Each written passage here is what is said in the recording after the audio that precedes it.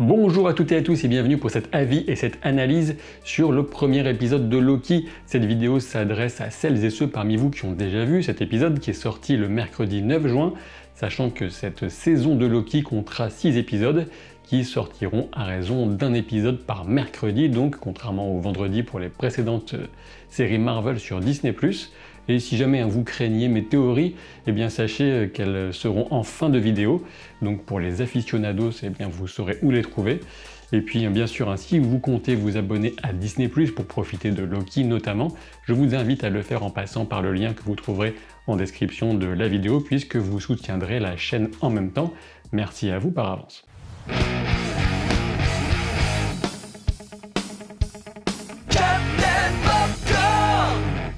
En préambule, sachez que j'ai vu en avance les 2 premiers épisodes de cette saison, mais bien entendu, comptez sur moi pour ne rien révéler sur le 2e épisode que vous verrez mercredi prochain. Alors oui, c'est vrai, comme le fait remarquer l'agent Mobius, Loki est très bavard, à l'image de cet épisode, qui doit faire face à un gros travail d'exposition avec l'introduction non seulement de la notion de la TVA, la Time Variance Authority, mais aussi de son ambiance, ses personnages et même son design. Je dois dire qu'à mon 2e visionnage, j'ai encore plus apprécié cet épisode qu'à mon premier, et ça c'est généralement bon signe. Car oui, malgré toutes ces informations et ces dialogues très fournis, ou parfois même grâce à eux, j'ai beaucoup apprécié cette entrée en matière. Alors pour se faire plaisir, on peut comparer ce premier épisode de Loki au premier de WandaVision ou au premier de The Falcon and the Winter Soldier, qui sont dans des styles très différents et ça fait du bien justement cette diversité.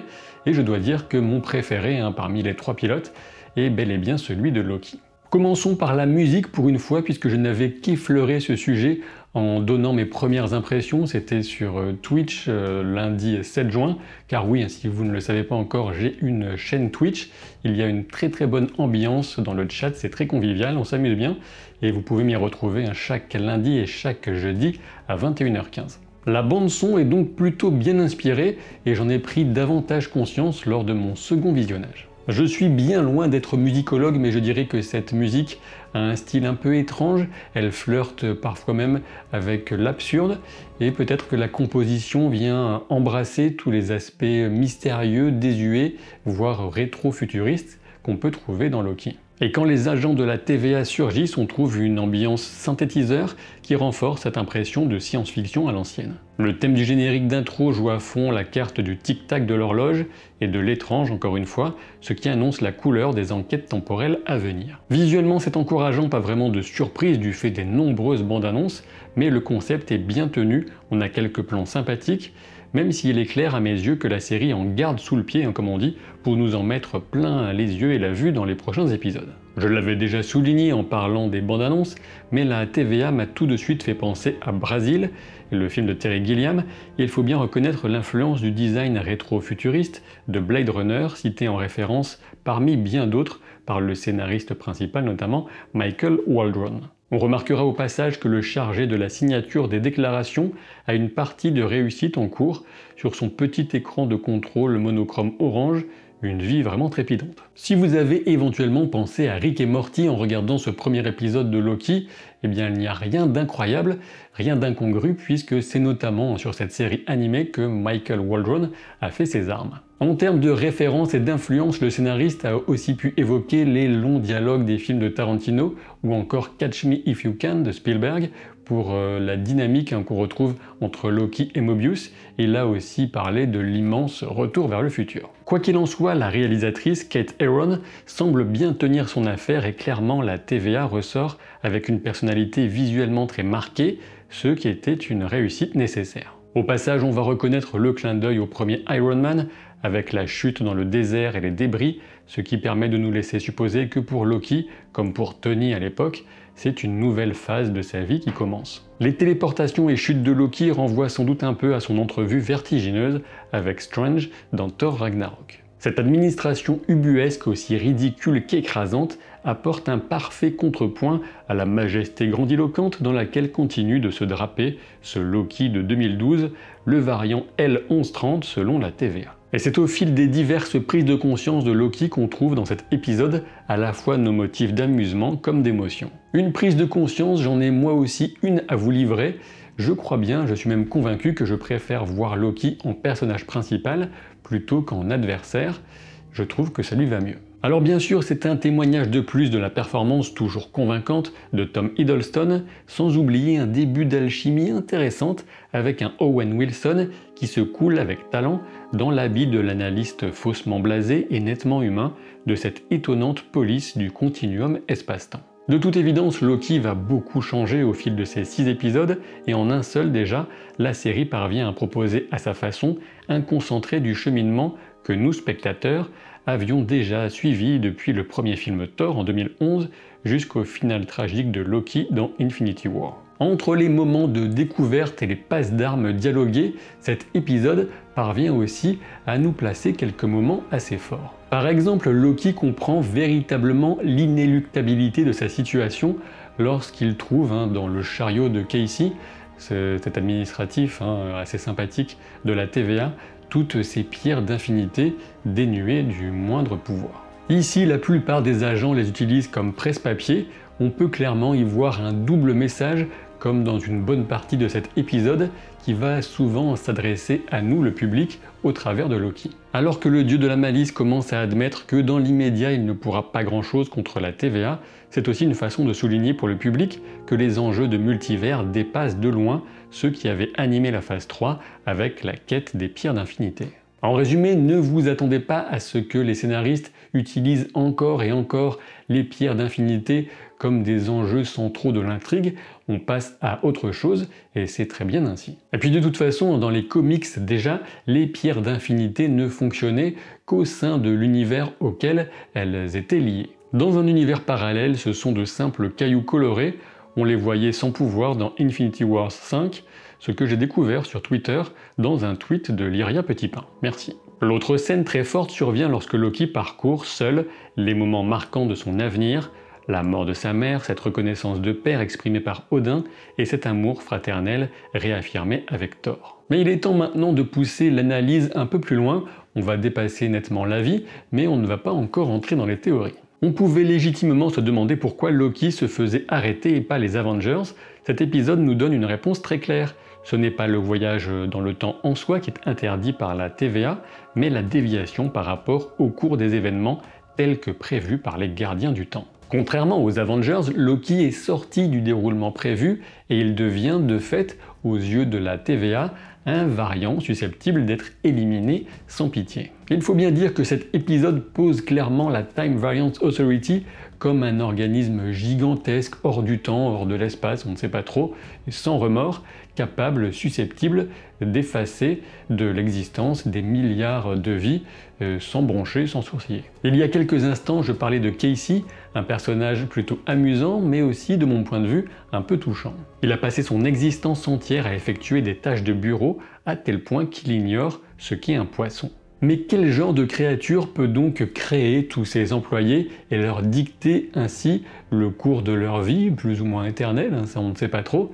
Et le moins qu'on puisse dire, c'est que ceux qui sont à l'origine de la TVA se prennent pour des dieux, voire davantage. C'est une question sur laquelle je reviendrai indirectement dans les théories, mais au passage, on peut quand même s'amuser du clin d'œil cinématographique qu'on nous propose ici dans la menace que Loki fait à Casey, puisque c'est une menace qu'on retrouvait à l'identique dans le film Scream et que le tueur faisait à une autre Casey. La tension qui existe entre libre arbitre et prédestination est un des grands thèmes de la série Westworld, et je me demande si on peut y voir un clin d'œil lorsqu'on retrouve Loki face à ce portail qui désintègre les robots, même ceux qui sont des robots sans le savoir. Et là d'ailleurs Loki se pose cette question existentielle, est-ce que je serais un androïde sans en avoir conscience?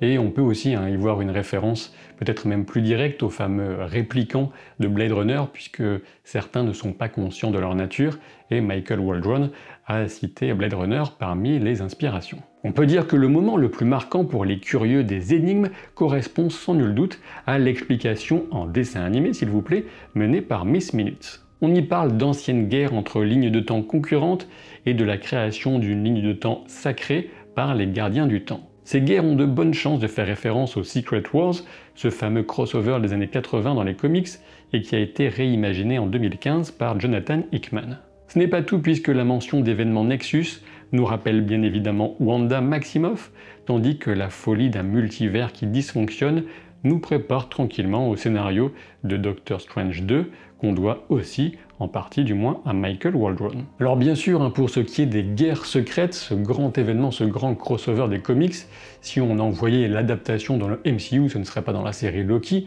mais on pourrait les attendre au plus tôt en 2023, je pense. Un peu plus loin dans l'épisode, Loki s'exclame que la TVA est un cauchemar et Mobius répond que le cauchemar c'est un autre service. J'espère qu'on saura plus tard à quoi il faisait référence. Et justement, restons avec l'agent Mobius et revenons un peu en arrière. Après tout, les contingences temporelles ne nous touchent pas ici, et donc on se situe dans cette église d'Aix en Provence au XVIe siècle. Passons sur le français plus ou moins bien prononcé pour nous intéresser au vitrail. On le voyait déjà dans un ancien trailer, ce qui a bien alimenté les spéculations autour de Mephisto à l'époque, mais on a maintenant la certitude que ce n'était pas du tout l'intention initiale. L'épisode est très clair dans sa façon de pointer le variant Loki, tuant les patrouilles de la TVA comme une figure d'inspiration diabolique. Ce plan dans les flammes suffit à le démontrer. Plus intéressant, en y regardant de plus près, on constate que ce diable sur le vitrail a une langue bleue, ce qui renvoie peut-être vers les chewing-gums cablouis. Et je me demande aussi si cette couleur bleue ne pourrait pas être une référence aux géants du froid qui sont les parents biologiques de Loki. On me dira peut-être que je pinaille, mais j'ai envie de souligner la grande méconnaissance des formes de représentation du diable sur les vitraux dans les églises, et notamment au XVIe siècle, on n'en parle même pas, mais de la part de ceux qui ont scénarisé tout ça et qui ont mis ça en image, puisque très clairement trouver un diable en position comme ça de souveraineté dans une église, c'est totalement impossible, et c'est un peu dommage puisque ça a alimenté de fausses spéculations qui s'appuyaient donc sur une interprétation complètement erronée de l'histoire, malheureusement. Au sujet de la force armée de la TVA, ils sont nommés les Minutemen, un nom fort approprié qui renvoie aux miliciens des 13 colonies américaines, ou encore au groupe de super-héros des années 50 du comics Watchmen. Leur force de base semble être équivalente à celle d'un Asgardien moyen, ce qui est déjà énorme en comparaison de celle d'un humain. Au passage, vous serez peut-être intéressé de savoir que la voix de Miss Minute, cette mascotte aussi adorable qu'insupportable, est assurée en version originale par Tara Strong, qui est une doubleuse émérite, connue notamment pour son boulot sur des séries d'animation, des jeux vidéo, etc. Jetons maintenant un œil du côté du générique de fin, on y trouve notamment l'équation de Schrödinger, dont vous connaissez sans doute le fameux chat. La fiche de Loki, qu'on avait déjà dans l'épisode, indique un sexe fluctuant. Alors certes, ceci recoupe la capacité de Loki à se transformer, mais cela va plus loin, puisque dès les mythes nordiques, on avait une définition de Loki qui pouvait être aussi bien féminin que masculin, et ce, dans tous les sens du terme. Au sein des ennuyeuses listes qui renvoient à l'aspect très administratif de la TVA, on peut distinguer, il me semble, des noms d'objets qui pourraient faire référence à une technologie avancée, sachant qu'on a justement l'exemplaire d'un objet venu du début du 3e millénaire dans la dernière scène. J'y reviendrai dans les théories. On a aussi un rapport d'événements apocalyptiques qui traite du petit tour de Loki sur Terre en mode D.B. Cooper. Le rapport précise pas de victimes et on peut se demander en quoi il s'agit d'un événement de type apocalyptique. Outre un protocole visuel sur le bon usage des portes dimensionnelles pour ne pas se vautrer, on a aussi ce visage bien flippant sur le poster d'un casier d'un agent de la TVA, Always Watching, qui donne une vibe très extraterrestre hostile de la SF des années 50 et 60. Enfin, une mention aux larmes du Christ sur un coin de page du grimoire, mais je ne pense pas qu'il faille y voir une signification très particulière pour la suite. Allez hop, il est presque temps de passer aux théories, mais si vous me quittez ici, si vous m'abandonnez, eh bien je vous invite à laisser un pouce en l'air, à vous abonner à la chaîne, sinon je serai obligé d'à la fois vous éventrer comme un poisson, mais aussi de réinitialiser toute votre ligne de temps, et je peux vous dire que ni l'un ni l'autre ne sera beau à voir. Et je vous dis à très vite pour de nouvelles aventures, mais les théories continuent pour ceux qui restent, attention. Donc je le répète, rassurez-vous, aucun spoiler concernant l'épisode 2 que j'ai eu la chance de voir. Par contre, un petit mot sur Thor 4, Thor Love and Thunder, et puisqu'on sait que Tom Hiddleston ne sera pas a priori, sauf s'il a menti, dans ce Thor numéro 4 dont le tournage s'est terminé il y a peu de temps. En effet, il a expliqué que la relation entre les deux frères Thor et Loki avait été déjà bien explorée et qu'il était temps de passer à autre chose pour les deux personnages. Arrêtons-nous quelques instants sur la structure de la TVA, qui a donc des employés de bureau, des analystes, des chasseurs et des juges. Dans le générique, un document souligne le travail d'équipe des chasseurs et des analystes pour récupérer les variants. Mais qu'en est-il des juges, sachant que la seule qu'on voit pour l'instant n'est autre que Ravonna Renslayer. Comme j'avais pu l'évoquer dans mon analyse de la bande-annonce de Loki, Ravonna Renslayer est un personnage directement lié à Kang le Conquérant dans les comics, c'est son love interest, si vous voulez, et quitte à nous faire une petite Méphisto, je suis incorrigible, mais j'ai vraiment l'impression qu'on aura au moins une introduction de Kang le Conquérant dans la série Loki. J'irai même plus loin et je pense que Kang sera révélé comme un membre actuel ou un ancien membre de la TVA qui aurait découvert certains des mystères peut-être liés à l'origine, aux véritables intentions de la Time Variance Authority et qui utiliserait les incroyables moyens de cette agence pour arriver à ses propres fins. Et allez savoir peut-être même que dans la plupart des films ou séries qui parlent de voyage dans le temps, on aura la fameuse boucle insoluble et on se rendra compte que du fait de ces manipulations du temps, eh bien Kang est à la fois un de ses employés mais aussi à la source de la création de la Time Variance Authority. Ça fait toujours plaisir, le feu, la poule, tout ça. Quoi qu'il en soit, cet agent aura certainement une relation amoureuse avec Ravonna Renslayer, qui pourrait déjà le couvrir et le soutenir dans sa rébellion contre la fameuse ligne de temps sacrée, qui ressemble sacrément, si j'ose dire, à une façon de prendre le contrôle sur tout le multivers. Alors certes, avant tout, en premier antagoniste, on aura ce variant de Loki, que j'imagine sans doute avoir une forme de vendetta contre la TVA, pour une raison précise qu'on découvrira sans doute au fil des épisodes. Mais je me dis que le véritable adversaire de cette saison pourrait être déjà Kang, même si ce serait un peu tôt.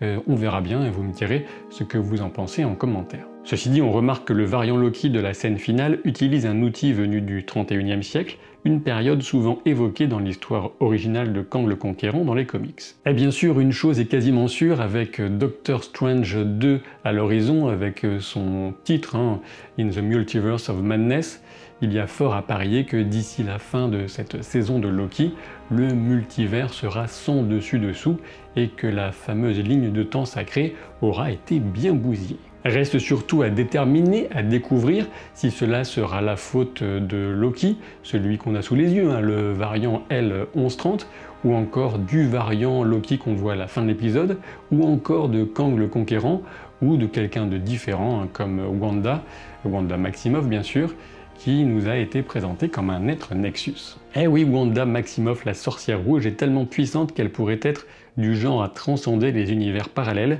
pour n'exister qu'en une seule et unique version d'elle-même, la classe. Et même si Loki n'aura pas un rôle de méchant à proprement parler, je pense qu'il restera comme une source de chaos, le petit grain de sable qui pourrait contribuer à faire dérailler la mécanique trop bien huilée de la TVA. Après tout, ces innombrables agents de la TVA, ils ont peut-être besoin de vivre un petit peu, et il est possible que ce soit cette notion de liberté d'agir, de plaisir aussi de faire ce qui nous plaît, que Loki pourra inculquer à Mobius au fil des épisodes. Quoi qu'il en soit, une seule certitude, j'ai vraiment hâte de voir la suite, et bien sûr, je continuerai à analyser, à décortiquer, à donner mon avis sur ces épisodes au fur et à mesure.